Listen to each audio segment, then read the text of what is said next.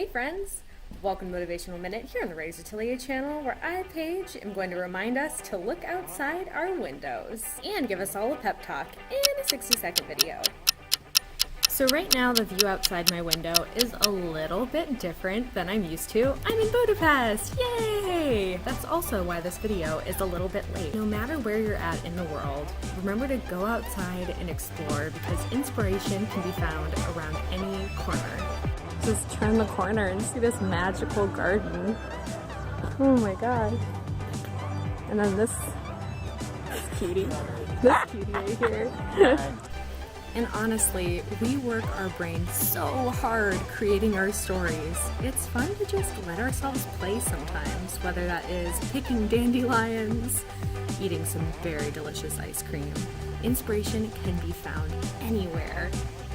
Subscribe to Writer's Atelier for more motivation and inspiration. And let us know what inspires you down below. Now go out and fill the world with your stories. Bye everyone!